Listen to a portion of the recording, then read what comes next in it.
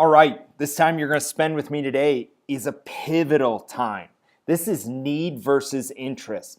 And everything I'm going to say today is we're going to get a lot of duh moments. This is nothing new. But if you categorize yourself in some of these fashions, it can be the difference between success and not success when you're going out and doing outreach activities. So a successful outreach plan distinguishes between need and interest. So let's take a look at need. Need is the product or service is essential to the lead's business. If the product or service fills a need, then the lead is probably already fairly far into the sales funnel. The example I'm going to give on this is one of my customers. They're in the audio-visual world, and they know that meeting planners is the target audience they want to go after. That target audience has a need. That target audience cannot conduct business without my customer, the audiovisual company. So what happens is when I call a meeting planner, there's a high probability that individual wants to have a discussion about audiovisual. And so it just becomes a mathematical equation. We do X amount of outreach, we get X amount of results, which is appointments for our customers. So let's take a look at interest. Interest is the product or service is not essential to the lead's business, but holds the promise of a tangible benefit, i.e. efficiency, cost savings, performance.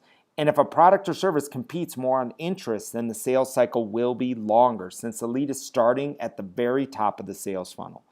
So with interest is you're sparking curiosity. There is no difference whether the individual has your product or service today or tomorrow. If they do buy your product or service, their life may be better, and it could be better. But they don't know that yet. They don't need your product or service to exist. You're only there to make it better for them.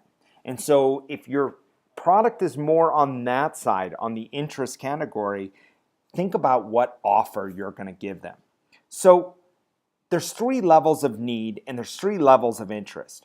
All are you have a high need or you have a high interest, you have a solid need or a solid interest, or you have a low need or a low interest. And all of it frames down into this table. Look at the upper right of this table. Your dark green is high need, high interest. My AV company that we do work for. So if we're working with them, we know they have a high need, high interest. It's a different type of call. It's a different type of situation, and results end up to be higher in that because that person's already a little bit farther down the sales funnel. Now, if you're in the light green or yellow area, there is a little bit of need and there's a little bit of interest. So you could say it's a solid need, maybe a solid interest, or maybe a low need but a solid interest in your product. Then if you go to the bottom left, you have low need, low interest. The best way I can put this one is you're trying to sell DVD players to hotels. They don't need them and they're not very interested in them. So you have to go and do a lot of outreach to a lot of individuals to see if there are still people left that want to buy your product or service. On the other side, you may take a look at your product or service and say, is it outdated?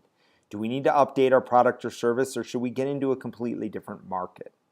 So points within all of these continuums gives insight into the probable success or risk of an offering. So if we go out and do outreach, or your team is going out and doing outreach, finding that ideal customer, this can tell you how successful or how risky it may be. So as a general rule, the higher the need, the stronger the performance of a campaign. I said there were going to be some duh moments, and that's one of them. But it's a point that needs to be made.